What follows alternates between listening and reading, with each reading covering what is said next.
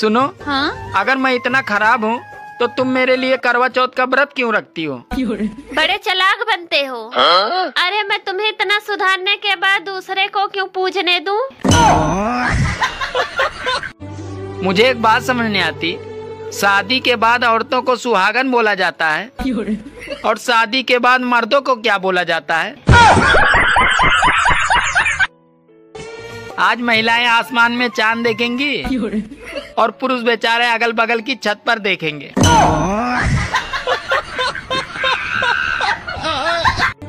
अरे पत्नी वो बला है जो साली चैन से जीने नहीं देती और व्रत इतना रखती है कि वो मरने भी नहीं देती।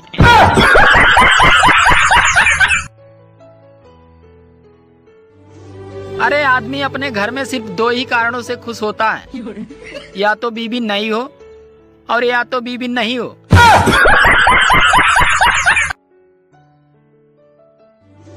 अरे जैसे पुराने जमाने में शैतानों की जान तोते में अटकी हुई थी, वैसे ही इस जमाने में इंसानों की जान मोबाइल में अटकी हुई है।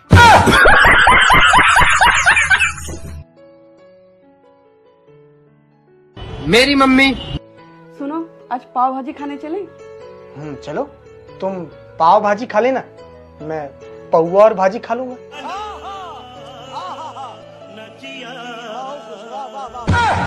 मैं भी पाव भाजी खाऊंगा, मुझे मेरे हाथ पांव भी तो देखने हैं।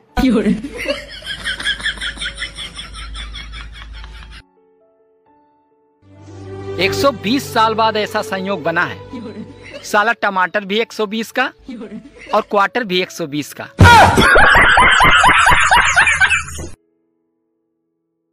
शादीशुदा भाइयों के अच्छे दिन आने वाले हैं, क्योंकि सबकी बीवियां मायके जाने वाली हैं और मोहल्ले में पुरानी सेटिंग आने वाली है। अरे औरतों का दुख तो किसी ने समझा ही नहीं और मर्दों का दुख तो हमेशा पराई औरतों ने ही समझा। हम कभी सुधरेंगे नहीं, हम जैसे हैं वैसे ही रहेंगे, हम कभी बदलेंगे नहीं। जिनको दिक्कत हो सो हाजमा की गोली खाएं और पेट दर्द की दवाई खाएं और चिल्लाएं।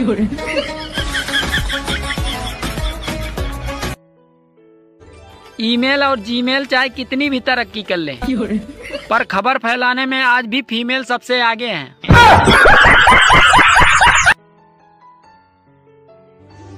बचपन में हमें डराया जाता था कि मेढक को पत्थर मारोगे तो गूंगी पत्नी मिलेगी। काश पत्थर मार दिया होता तो आज ये नौबत ना आती। अब मैं तुमसे बात नहीं करूंगी यह कहकर जब बीवी चुप हो जाती है तो ऐसा लगता है कि जैसे आतंकवादी संगठन दूसरे विस्फोट की तैयारी कर रहा है। अरे स्त्री वो सब्जेक्ट है जिसे पुरुष जीवन भर पढ़े तो भी पासिंग मार्क से ज्यादा नंबर नहीं ला सकता है। अरे इतने बाबू तो सरकारी ऑफिस में नहीं होते कि जितने इंस्टाग्राम और फेसबुक पे हैं।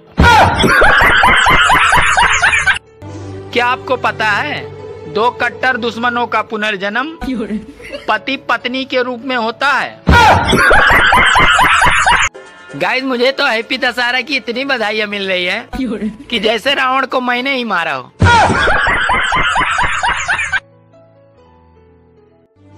एक 120 साल बाद ऐसा संयोग बना है, साला टमाटर भी 120 का और क्वार्टर भी 120 का। अब तो केवल एक ही बाबा पर विश्वास किया जा सकता है, बाबा इलायची। धुआं हो या शराब, सभी बास को दूर करे। बीएसएनएल जब नुकसान में था तो देश प्रेम नहीं जागा और जैसे ही अन्य कंपनियों के दाम बढ़े फिर तुरंत ही देश प्रेम जाग गया।